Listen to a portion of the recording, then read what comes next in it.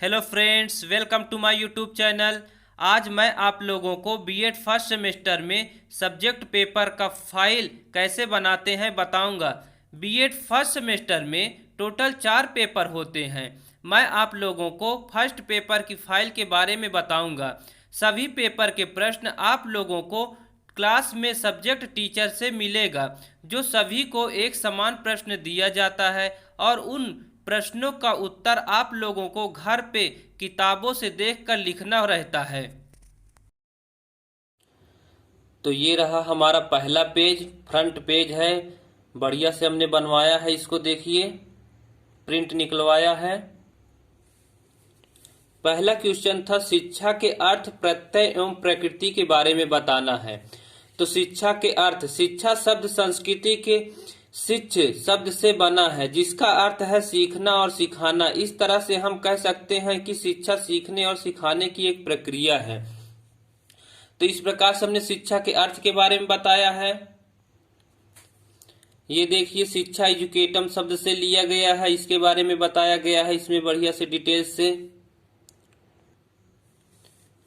शिक्षा की परिभाषा बताई गई है शिक्षा शास्त्रियों के अनुसार। देखिए, शंकराचार्य जी के अनुसार, स्वामी विवेकानंद जी के अनुसार, गांधी जी के अनुसार, अरस्तु जी के अनुसार, प्लेटो के अनुसार, ये सभी मतलब शिक्षा की परिभाषा अलग अलग दिए हैं, तो सभी की परिभाषा बताए हैं हमने।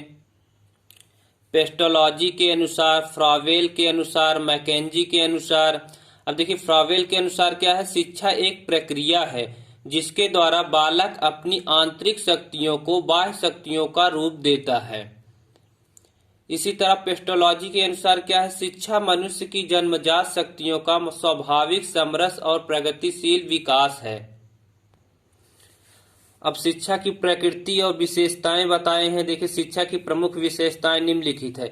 शिक्षा एक द्विमुखी प्रक्रिया है। एडम्स ने कहा था शिक्षक और शिक्षार्थी होना चाहिए। शिक्षा एक त्रिमुखी प्रक्रिया है, जॉन डीवी ने कहा। देखिए, इसमें आगे शिक्षक, शिक्षार्थी और पाठ्यक्रम होना चाहिए। शिक्षा बहुमुखी प्रक्रिया है। शिक्षा एक सामाजिक प्रक्रिया है। शिक्षा एक गतिशील प्रक्रिया है। शिक्षा एक मनोवैज्ञानिक प्रक्रिया है। शिक्षा एक कलात्मक एवं वैज्ञानिक प्रक्रिया है। शिक्षा की प्रकृति ज्ञानात्मक, भावात्मक एवं क्रियात्मक है। शिक्षा एक परिवर्तनकारी प्रक्रिया है। इसके माध्यम से व्यक्ति में बहुमुखी बदलाव आते हैं। इस प्रकार से हम कह सकते हैं कि शिक्षा एक सतत चलने वाली प्रक्रिया है, जो जन्म से आरंभ होकर मृत्यु तक चलती रहती है। तो ये पहले प्रश्न का उत्तर हो गया, जिसको हमने 6 पेज में दिया है। मतलब एक क्वेश्चन का आंसर लगभग 5 से 6 पेज में देना होता है, 5 से कम नहीं होना चाहिए एक पेज। अब देखिए, ये दूसरा क्वेश्चन है। इसमें पूछा गया शिक्षा एवं दर्शन में संबंध क्या है। शिक्षा व दर्शन के संबंध में अनेक विद्वानों ने अपने अपने ढंग से समझाया है। जेंटाइल के अनुसार क्या है, शिक्षा दर्शन की सहायता के बिना सही मार्ग पर अग्रसर नहीं हो सकती। फिट्टे के अनुसार दर्शन की सहायता के बिना शिक्षा के उद्देश्यों को कभी भी पूर्णता की प्राप्ति नहीं हो सकती। रास के अनुसार दर्शन और शिक्षा एक ही सिक्के के 2 पहलू हैं। शिक्षा व्यक्ति के आंतरिक विकास को समृद्ध बनाकर बाहरी विकास की बहुआयामी पृष्ठभूमि निर्मित करती है। व्यक्ति का आंतरिक विकास तभी होगा जब शिक्षा उत्तम ज्ञान, अनुभव, कौशल व्यक्ति को सिखाती है। ज्ञान, अनुभव और कौशल की सांध्यात्मिक सैद्धांतिक पृष्ठभूमि दर्शन ही प्राप्त करवाता है। तो ये देखिए, दर्शन का क्षेत्र बताया गया है। तत्व मीमांसा, ज्ञान मीमांसा, मूल्य मीमांसा, और फिर उसके बारे में उसके बाद देखिए तत्व मीमांसा व शिक्षा में संबंध बताया गया है, डिस्क्राइब कर दिया गया। फिर ज्ञान मीमांसा व शिक्षा में संबंध, ज्ञान इपिस्टिक मतलब ज्ञान, लॉजिक मतलब अध्ययन। फिर तीसरा है मूल मीमांसा व शिक्षा। मूल्य मीमांसा के प्रमुख 3 अंग हैं, नीति शास्त्र, सौंदर्य शास्त्र, तर्क शास्त्र। रास के शब्दों में देखिए कहा गया ना, दर्शन और शिक्षा एक ही सिक्के के 2 पहलू हैं। एक में दूसरा निहित है। दर्शन जीवन का विचारात्मक पक्ष है और शिक्षा जीवन का क्रियात्मक पक्ष है। दर्शन व शिक्षा के उद्देश्य क्या क्या है? देखिए, जॉन डीवी के अनुसार दर्शन का संबंध शिक्षा के लक्ष्यों को निर्धारित करने से है। दर्शन के द्वारा जीवन के मूल्यों का ज्ञान प्राप्त होता है और शिक्षा के द्वारा इन मूल्यों की प्राप्ति होती है। विभिन्न युगों में दर्शन द्वारा ही शिक्षा के उद्देश्यों का निर्धारण होता रहा है। फिर दूसरा है दर्शन और पाठ्यक्रम, उसके बारे में बताया गया है। फिर तीसरा है दर्शन और शिक्षण विधियां। देखिए, जीवन के आदर्शों को प्राप्त करने के लिए किस शिक्षण विधि का प्रयोग किया जाए यह दर्शन शास्त्र ही बतलाता है। शिक्षण विधियों का स्वरूप मनोवैज्ञानिक सिद्धांतों से प्रभावित होता है। दर्शन और अनुशासन, दर्शन और शिक्षक, दर्शन और शिक्षण संस्थाएं, परिवार, समुदायों व विद्यालयों पर भी दर्शन का प्रभाव पड़ता है। प्राचीन काल में तत्कालीन दर्शन के अनुरूप गुरुकुल जैसे शिक्षण संस्थाएं विकसित हुई। वर्तमान समय में भौतिकवादी दर्शन के कारण शिक्षण संस्थाओं का स्वरूप भिन्न है, अतः शिक्षण संस्थाओं पर दर्शन का प्रभाव पड़ता है। तो ये दूसरा क्वेश्चन कंप्लीट हो गया, जिसको हमने 6 पेज में लिखा है, यानी कि 3 पन्ना और 6 पेज। एक प्रश्न का उत्तर 3 पन्ने या 5 या 6 पेज में देना है। अब ये है तीसरा क्वेश्चन। तीसरा क्वेश्चन में क्या है? देखिए, प्रश्न आदर्शवादी शिक्षा दर्शन के विचारों के अनुसार उद्देश्य और पाठ्यक्रम तथा अनुशासन का वर्णन करना है। तो पहले हमने बताया कि आदर्शवाद क्या है। आदर्शवाद के प्रवर्तक प्लेटो को माना जाता है। आदर्शवाद को अंग्रेजी में आइडियलिज्म कहते हैं, जो आइडिया और इज्म के योग से बना है। आइडियलिज्म का हिंदी अर्थ विचारवाद है, यानी कि आइडिया प्लस आइज्म यानी विचारवाद। आदर्शवाद 2 शब्दों से मिलकर बना है, आदर्श प्लस वाद। आदर्शों का अध्ययन ही आदर्शवाद है। आदर्शवाद पाश्चात्य दर्शन की वह विचारधारा है जो इस ब्रह्मांड को ईश्वर द्वारा निर्मित मानती है और यह मानती है कि इस वस्तु जगत की अपेक्षा आध्यात्मिक जगत श्रेष्ठ है। यह ईश्वर को अंतिम सत्य और आत्मा को ईश्वर का अंत मानती है और यह प्रतिपादन करती है कि मनुष्य जीवन का अंतिम उद्देश्य आत्मानुभूति है, जो आध्यात्मिक जीवन जीने अर्थात शाश्वत मूल्यों और नैतिक नियमों के पालन द्वारा प्राप्त किया जा सकता है। आदर्शवाद को विभिन्न विद्वानों ने निम्नलिखित प्रकार से परिभाषित किया है। रॉस के अनुसार, हार्न के अनुसार, फिर बुबाकर के अनुसार। देखिए क्या है, आदर्शवादियों का कहना है कि संसार को समझने के लिए मस्तिष्क सर्वोपरि है। उनके लिए इससे अधिक वास्तविक बात कोई नहीं है कि मस्तिष्क संसार को समझने में लगा रहे और किसी बात को इससे अधिक वास्तविक नहीं दी जा सकती है, क्योंकि किसी और बात को मस्तिष्क से अधिक वास्तविक समझना स्वयं मस्तिष्क की कल्पना होगी। फिर देखिए, हमने बताया कि आदर्शवाद और शिक्षा, प्लेटो के अनुसार, हर्बर्ट के अनुसार। फिर आदर्शवाद और शिक्षा के उद्देश्य क्या है? इसमें हेडिंग, सब हेडिंग है आत्मानुभूति, फिर व्यक्तित्व का विकास, फिर अगली हेडिंग है आध्यात्मिक उन्नति करना, सभ्यता एवं संस्कृति का संरक्षण तथा विकास, शारीरिक तथा मानसिक विकास, राज्य के लिए विशेषज्ञों का निर्माण। अब देखिए, आध्यात्मिक उन्नति में क्या है? आदर्शवादियों के अनुसार मनुष्य के जीवन का लक्ष्य आध्यात्मिक उन्नति करना है और इसके लिए शिक्षा में सत्यम शिवम सुंदरम की रचना की गई है। आदर्शवाद और पाठ्यक्रम, प्लेटो के अनुसार सत्यम का ज्ञान कराने वाले विषय, शिवम का ज्ञान कराने वाले विषय, सुंदरम का ज्ञान कराने वाले विषय। सुंदरम में क्या है? देखिए, संगीत, कला, कौशल, निर्माण, रचना, सफाई, सुरक्षा आदि। तो ये है आदर्शवाद और पाठ्यक्रम क्या क्या होना चाहिए। फिर लास्ट में आता है आदर्शवाद और अनुशासन। आदर्शवादी शिक्षा व्यवस्था में कठोर अनुशासन की बात किए हैं।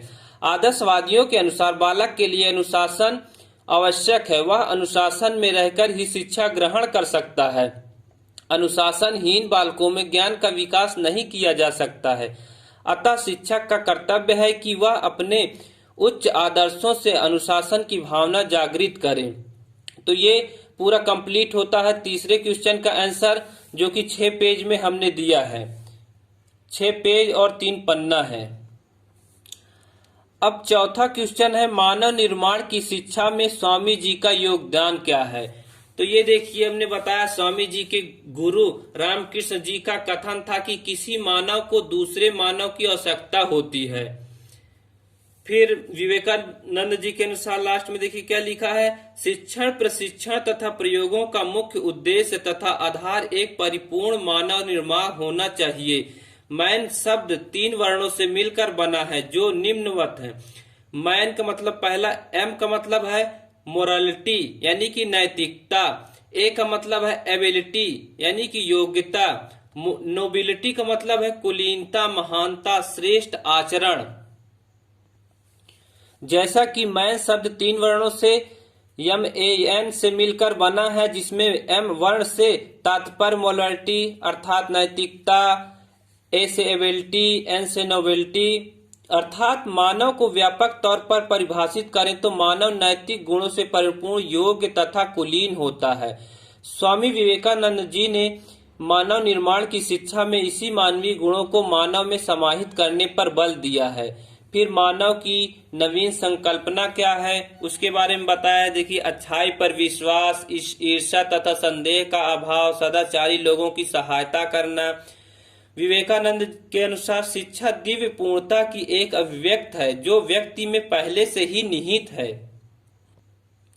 मानव निर्माण शिक्षा द्वारा विकसित गुण। मानव निर्माण शिक्षा के कारण निम्न 3 गुणों का विकास होता है। सहयोग की भावना का विकास, आत्मा सात्विकरण का विकास, शांति या अमन का विकास। मानव निर्माण शिक्षा के द्वारा अंतर्निहित गुणों का विकास व्यवसायिक विकास के अनुरूप होता है। मानव निर्माण शिक्षा ही संसार में सभी समस्याओं का समाधान है। मानव निर्माण शिक्षा के मुख्य तत्व इस प्रकार है। प्रत्येक मानव का अंतिम लक्ष्य परमात्मा में समाहित होना है। फिर क्या है, नर में नारायण की सेवा करना तथा यह मानना कि प्रत्येक मानव के हृदय में नारायण का वास है। मानव की सेवा में ही ईश्वर की सेवा है कि भावना का विकास करना। सभी धर्मों का सम्मान करने वाले गुणों तथा व्यवहारों का मानव में शिक्षा द्वारा समावेश करना। लास्ट में देखिए, मानव में तार्किक गुणों का विकास जीवन का मुख्य उद्देश्य है। मानव निर्माणी शिक्षा के प्रमुख उद्देश्य क्या क्या है। देखिए, पहला है चरित्र विकास करना, दूसरा है आध्यात्मिक तथा सामाजिक भावना का विकास करना, तीसरा है तार्किक विकास, चौथा है मानसिक विकास। मानव निर्माणकारी शिक्षा से मानसिक विकास संभव है, जिसके विकास के द्वारा बालक अपने पैरों पर खड़ा हो सके, मानव आत्मनिर्भर जीवन जीने में सफल हो जाता है। मानव निर्माणी शिक्षा में शिक्षक की भूमिका क्या होती है। एक अध्यापक को अच्छा मित्र, दार्शनिक, मार्गदर्शक होना चाहिए ताकि वह एक वास्तविक मानव का निर्माण कर सके। शिक्षक को बालक के विकास हेतु उपयुक्त वातावरण उपलब्ध कराना चाहिए। अब देखिए, मानव निर्माण शिक्षा में फिर निष्कर्ष क्या निकलता है उसको बताया गया है। स्वामी विवेकानंद प्रथम भारतीय व्यक्ति थे जिन्होंने समाज के सभी वर्गों हेतु शिक्षा के वितरण पर बल दिया है।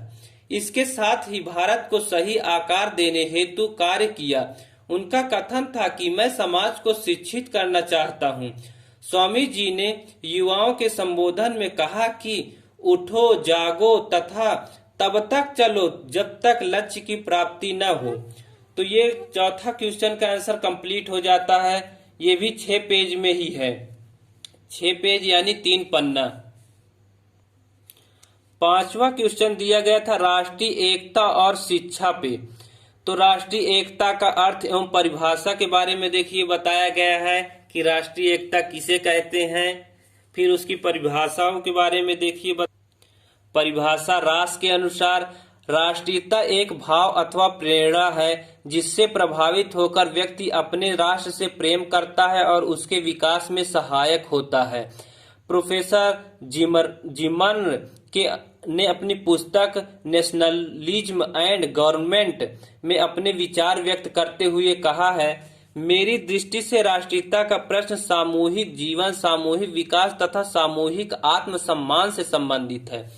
राष्ट्रीय एकता सम्मेलन के अनुसार देखिए, फिर डॉक्टर संपूर्णानंद के अनुसार, डोरोथी थॉमसन के अनुसार, प्रोफेसर हुमायूं कबीर के अनुसार, अंत में ब्रूवेकर के अनुसार राष्ट्रीयता में देश प्रेम से कई गुनी अधिक देशभक्ति की मात्रा होती है। राष्ट्रीय एकता तथा शिक्षा, दैनिक सामूहिक सभा कार्यक्रम, महापुरुषों के जन्मदिन का आयोजन, राष्ट्रीय पर्वों का आयोजन, विद्वानों के व्याख्यानों का आयोजन, प्रतियोगिताओं का आयोजन, प्रदर्शनियों का आयोजन, राष्ट्रीय स्तर पर शिक्षकों का आदान प्रदान, प्राथमिक, माध्यमिक और विश्वविद्यालय स्तर के शिक्षकों का राष्ट्रीय स्तर पर आदान प्रदान किया जाना चाहिए। इससे विभिन्न संस्कृतियों में तालमेल होगा और राष्ट्रीय एकता को बढ़ावा मिलेगा। अंतर राज्यीय शिविरों का आयोजन, राष्ट्रीय एवं सामाजिक संस्थाओं का गठन। अब देखिए, उपरोक्त से स्पष्ट है कि राष्ट्रीय विकास के लिए शिक्षा एक महत्वपूर्ण साधन है। इसीलिए सभी राष्ट्र शिक्षा पर अपना नियंत्रण रखते हैं और शिक्षा के द्वारा बालकों को जैसा बनाना चाहते हैं वैसा बनाते हैं। और देखिए, ये मेरी फाइल चेक भी हुई है और गुड मिला है इसमें मुझे, ठीक। तो ये पहले पेपर की फाइल कंप्लीट होती है। इसी प्रकार और तीनों पेपरों की फाइल इसी तरह बनती है। तो मैं उम्मीद करता हूं कि अब आप लोगों को फाइल बनाने में कोई दिक्कत नहीं होगी। मेरे वीडियो को ज़्यादा से ज़्यादा लाइक और शेयर करें। अगर आपने अभी तक मेरे चैनल को सब्सक्राइब नहीं किया है तो प्लीज़ चैनल को सब्सक्राइब कर लें, ताकि आप लोगों को इसी तरह की जानकारी मैं देता रहूं।